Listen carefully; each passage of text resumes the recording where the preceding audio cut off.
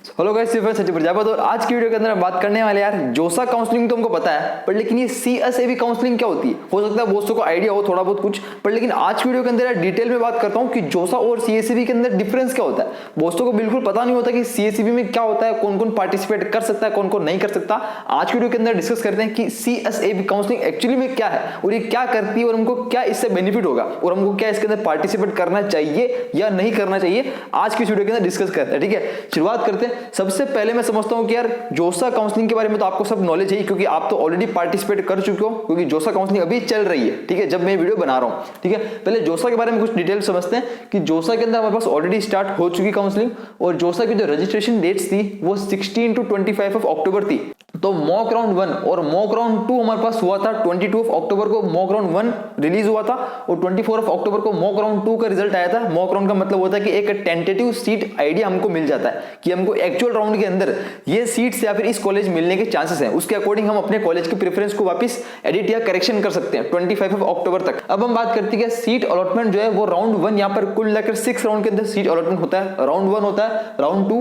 Round 3, round 4, round 5, round 6। कुल मिलाकर इसका क्या शेड्यूल है, कौन सा राउंड कब होने वाला है, ये मैं ऑलरेडी पहले वीडियो बना चुका था। उस वीडियो का लिंक आपको नीचे मिल जाएगा, आपको खैर पता ही होगा। मैं बात कर रहा हूं कि सिंपल कुल मिलाकर 6 राउंड के अंदर जोसा काउंसलिंग कंप्लीट होती है, यानी कि कुल मिलाकर 6 राउंड होते हैं। आपकी जो प्रेफरेंस आपने भरी है उसके ऊपर से आपको सीट अलॉटमेंट देखा जाता है कि आपने जो ऊपर वाली जो कॉलेज की प्रेफरेंस भरी है उसके अंदर आपका नंबर आ सकता है या नहीं। उसके बाद राउंड 2, राउंड 3, राउंड 4, राउंड 5 और राउंड 6, ऐसे करके 6 राउंड में आपका पूरा जोसा का प्रोसेस कंप्लीट होता है। ये चीज तो आपको क्लियर है। अब बात करते हैं इसके अंदर जो पार्टिसिपेटिंग इंस्टीट्यूट है, कौन कौन से कॉलेज के अंदर हमको एडमिशन मिलता है, जो भी बात कर लेते हैं। पहले मिलता है आईआईटी, एनआईटी, ट्रिपल आईटी और जीएफटी, यानी कि सभी तरह के सेंट्रल गवर्नमेंट जितने भी कॉलेजेस हैं उसके अंदर हमको यहाँ पर कॉलेज एडमिशन मिलता है। क्लियर है यहाँ तक बात। नेक्स्ट बात करते हैं इसमें सीट अलॉटमेंट बेस्ड ऑन किस ये क्राइटेरिया क्या रहता है यहाँ पर जोसा के अंदर। अगर हमको पता है सिंपल सा कि हमारे पास जो है, अगर आपको इन किसी कैटेगरी के अंदर आते हो, लेट्स से आप किसी ओबीसी कैटेगरी में हो या फिर आप ईडब्ल्यूएस के अंदर हो, एससी में हो, एसटी में हो या फिर पीडब्ल्यूडी के अंदर हो, जिस भी कैटेगरी के अंदर आप हो, तो आपको जोसा के अंदर कैटेगरी रैंक का एक बेनिफिट मिल जाता है कि आपको एक तो होती है सीआरएल रैंक जिसको हम बोलते हैं कॉमन रैंक लिस्ट, तो इसके अकॉर्डिंग या फिर आप किसी कैटेगरी के अंदर हो तो उसके अकॉर्डिंग आपकी दोनों की अलग अलग कट ऑफ निकलती है और दोनों की रैंक के ऊपर आपको बेस्ड जोसा के अंदर सीट अलॉटमेंट मिल जाता है। ठीक है, यानी कि ये एक बहुत बड़ा फायदा होता है यहाँ पर जोसा के अंदर। क्लियर है तक, ये तो पूरी बात क्लियर है। अब चलते हैं सीएसए के ऊपर और सीएसईबी एक्चुअली में क्या है वो समझते हैं। सबसे पहले एक और चीज सुनो, मैंने बोला कि आईआईटी, एनआईटी, ट्रिपल आईटी और जीएफटी ये सभी कॉलेजेस यहाँ पर पार्टिसिपेट कर रहे हैं और बात की थी कि अगर इन कॉलेजेस के अंदर ये 6 राउंड पूरा होने तक जितनी भी सीट्स है, अगर उसमें से कोई सीट्स वैकेंट रह जाती है, यानी कि कोई सीट्स खाली रह जाती है, ठीक है, let's say NIT, triple IT, जीएफटी के अंदर कोई सीट्स खाली रहेगी, तो उन वैकेंट सीट्स के ऊपर फिर से एक काउंसलिंग कराई जाती है। उस काउंसलिंग का नाम है क्या, सीएसएबी काउंसलिंग। यानी कि काउंसलिंग किसके लिए होती है, सिर्फ और सिर्फ वैकेंट सीट्स के लिए होती है। सीएसएबी काउंसलिंग के अंदर जो सीट्स खाली रह जाती है, किसके अंदर, जोसा के अंदर। ठीक है, अब वो चीज 8 किसी में कॉलेज में 8 सीटें खाली रहेगी, किसी में 10 की, किसी में 5 सीटें, किसी में 2 सीट, किसी में 3 सीट, जितनी भी खाली रहेगी उस सभी के लिए वापस एक पूरा एक डेटा को कलेक्ट किया जाता है जोसा काउंसलिंग के बाद। तो 3 से 4 दिन का टाइम लगता है, उसके बाद सीएसएबी काउंसलिंग के लिए आपको अप्लाई करना होता है। तो ठीक है, तो स्टार्ट करते हैं। सीएसएबी की फुल फॉर्म क्या होती है, सेंट्रल सीट एलोकेशन बोर्ड। ठीक है, सीएसएबी की फुल फॉर्म है सेंट्रल सीट एलोकेशन बोर्ड। अब इसमें ध्यान देना, तो जोसा की काउंसलिंग हमारे पास 25 नवंबर को खत्म होने वाली है। अगर इसको पूरा शेड्यूल पता हो कि पूरा शेड्यूल क्या होगा, तो 24 नवंबर या फिर 25 है, तो 25 नवंबर को लास्ट उसका पूरा खत्म हो जाएगा, जोसा का पूरा काउंसलिंग का शेड्यूल प्रोसेस खत्म हो जाएगा 25 नवंबर को। उसके बाद 3 से 4 दिन बाद आपके पास सीएसएबी की रजिस्ट्रेशन स्टार्ट होगी। 3 से 4 दिन बाद सीएसएबी के लिए रजिस्ट्रेशन स्टार्ट होगा, 3 to 5 डेज बाद। अब ये पूरा भी हो सकता है, आप 3 डेज, 5 डेज, 6 डेज, 7 डेज कितना भी ले सकता है, क्योंकि ये पूरा प्रोसेस होने के बाद एक डेटा को फिर से कलेक्ट किया जाता है और देखा जाता है कि कौन से कॉलेज में कितने सीट्स वैकेंट बच गई है। उसके हिसाब से यहाँ पर इस वाली काउंसलिंग को स्टार्ट किया जाता है। ठीक है, अब पहले बात कर लेते हैं कि यहाँ पर कौन कौन से स्टूडेंट्स, किस किस टाइप के स्टूडेंट्स यहाँ पर पार्टिसिपेट कर सकते हैं सीएसएबी के अंदर। तो ध्यान देना, अगर आपको जोसा काउंसलिंग के अंदर कोई सीट अलॉटमेंट नहीं हुआ है, 6 राउंड के अंदर आपको कोई भी सीट नहीं मिली, तो आप यहां पर अप्लाई कर सकते हो, डेफिनेटली कर सकते हो, सीएसएबी के अंदर पार्टिसिपेट कर सकते हो। अगर आपको कोई यहां पर सीट अलॉटमेंट हो गई, जोसा में कोई सीट अलॉटमेंट हो गई, तो भी आप यहां पर पार्टिसिपेट कर सकते हो।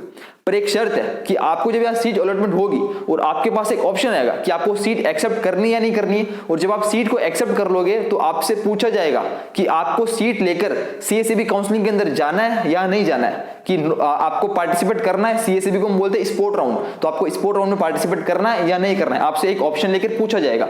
अगर आपने सीट, आपको जो कॉलेज मिला है उससे आप अगर संतुष्ट हो कि भैया मुझे मिला है वो जो अच्छा है, तो आप उनको मना कर सकते हो कि मुझे मतलब ऑप्शन चूज कर सकते हो कि मुझे सीएसईबी काउंसलिंग में नहीं जाना। या फिर अगर आप ऑप्शन रहता है कि आप अपने कॉलेज को लेकर सीएसईबी काउंसलिंग के अंदर भी जा सकते हो अगर आपको और अच्छा कॉलेज चाहिए तो, ठीक है। यानी कि आपको जो ऊपर वाला जो आपने चॉइस फिल की है वो आपको कॉलेज मिलने के चांसेस यहाँ रहते हैं, यानी कि आपको यहाँ सीट मिली हो चाहे नहीं मिली हो आप यहाँ पार्टिसिपेट कर सकते हो। एक और सबसे बड़ी चीज कि अगर कोई ऐसा स्टूडेंट है जिसने जोसा काउंसलिंग में पार्टिसिपेट ही नहीं किया है, जिसने यहाँ पर 16-25 अक्टूबर की जोसा में अप्लाई नहीं किया, जोसा काउंसलिंग में पार्टिसिपेट ही नहीं किया, करना भूल गया या फिर नहीं किया है, इच्छा नहीं थी, पर लेकिन आप सीएसईबी काउंसलिंग के अंदर पार्टिसिपेट कर सकते हो अगर आप नए स्टूडेंट हो। मतलब आपने जोसा के अंदर पार्टिसिपेट किया हो चाहे नहीं किया हो, आप सीएसईबी काउंसलिंग के अंदर फिर से as a new registration new user participate कर सकते हो। यानी कि सीएसईबी के अंदर सभी तरह के स्टूडेंट पार्टिसिपेट कर सकते हैं। क्लियर है तक? ये तो बात हुई किसकी, सीएसईबी काउंसलिंग के अंदर कौन पार्टिसिपेट कर सकता है या नहीं, बहुत इंपॉर्टेंट है। नेक्स्ट चलते हैं कि इसमें कितने अलॉटमेंट के अंदर राउंड होगा, मतलब कितने सीट अलॉटमेंट के राउंड होंगे। यहाँ पर तो कुल मिलाकर 6 राउंड हो रहे थे, पर सीएसईबी के अंदर ध्यान रखना ओनली 2 ही राउंड होते हैं, राउंड 1 और राउंड 2, क्योंकि वैकेंट सीट इतनी ज्यादा नहीं बचती है, जितनी बचती है उसके अंदर 2 राउंड के अंदर सब कुछ खत्म हो जाता है। तो 2 राउंड के अंदर जितनी भी खत्म हो जाते हैं। अच्छा, एक और चीज की अगर मान लो 2 राउंड के बाद भी अगर कोई सीट वैकेंट रह जाती है तो रह जाती है तो रह जाती है, ठीक है। अब ऐसे बार बार तो काउंसलिंग हो नहीं सकती ना यार। अब ऐसे रह गई 1 2 सीट 3 सीट 4 सीट 5 जितनी भी रह गई जिस भी कॉलेज में जिस भी ब्रांच में, तो रह गई मतलब रह गई, ठीक है। उसका फिर कुछ नहीं कर सकते। तो यहाँ पर इतने 2 राउंड के अंदर हो जाती है, वैसे हो जाती है। नेक्स्ट बात करते हैं यार पार्टिसिपेटिंग इंस्टीट्यूट। यहाँ पर हमारे पास कौन कौन था, आईआईटी था, एनआईटी, ट्रिपल जीएफटी। यहाँ पर एक बड़ी चीज है, यहाँ पर एनआईटी, ट्रिपल और जीएफटी ही पार्टिसिपेट करते हैं। अगर मैं आर्किटेक्चर की बात करूँ तो ट्रिपल आईटी के अंदर आर्किटेक्चर नहीं होती है, आर्किटेक्चर ओनली कहाँ होती है, एनआईटी में होती है, जीएफटीआई में होती है। जीएफटीआई के अंदर एसपीए कॉलेजेस भी आ गए और यहाँ पर आईआईटी के अंदर होती है, ठीक है।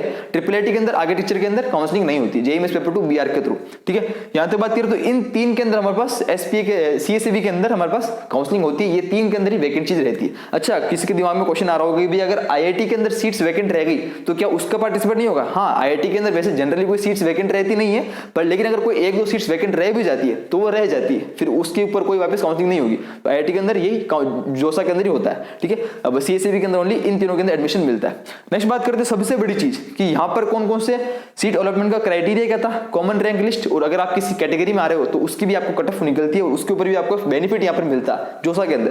पर सीएसईबी के अंदर ऐसा होगा, आपको only CRL rank, only common rank list के ऊपर ही काम होगा। ओनली आपकी जो all India rank common rank list है वही यहाँ पर कंसिडर की जाएगी। यहाँ पर आपकी कोई कैटेगरी रैंक कंसिडर नहीं की जाएगी, नो कैटेगरी रैंक, ठीक है। ये कैटेगरी रैंक आपकी कंसीडर नहीं की जाएगी, मतलब आपकी चाहे ओबीसी हो, ईडब्ल्यू हो, एससी एसटी, यहाँ पर कोई फर्क नहीं पड़ता। सबसे बड़ी चीज, सबसे बड़ा कंफ्यूजन जो रहता है स्टूडेंट्स में, ठीक है। बहुत सारे स्टूडेंट्स पूछते हैं कि भैया सीएसईबी काउंसलिंग के अंदर मेरी ओबीसी कैटेगरी के अंदर इतनी रैंक तो मेरा नंबर आ सकता है? नहीं, आपको ओबीसी या एससी एसटी मत देखो, सीएसईबी काउंसलिंग के अंदर आपको ऑल इंडिया रैंक के ऊपर ही सब कट ऑफ निकलती है, हर साल यही होता है और यहाँ पर ये एक्सेप्ट किया जाता है, ठीक बात है। तो ये कुछ हमारे पास सब कुछ, ये सब कुछ इसका था सीएसईबी का और ये था जोसा का। तो उम्मीद करता हूँ ये मोटा मोटा कंफ्यूजन आपके बीच में क्लियर हो गया होगा कि सीएसईबी काउंसलिंग कब होगी और इसमें क्या क्या क्राइटेरिया रहने वाला है, कौन कौन पार्टिसिपेट कर सकता है और कौन कौन नहीं कर सकता है। उम्मीद करता हूँ चीज आपके साथ में क्लियर, बस यही आपको बताना था जो कि बहुत ज्यादा इंपॉर्टेंट है।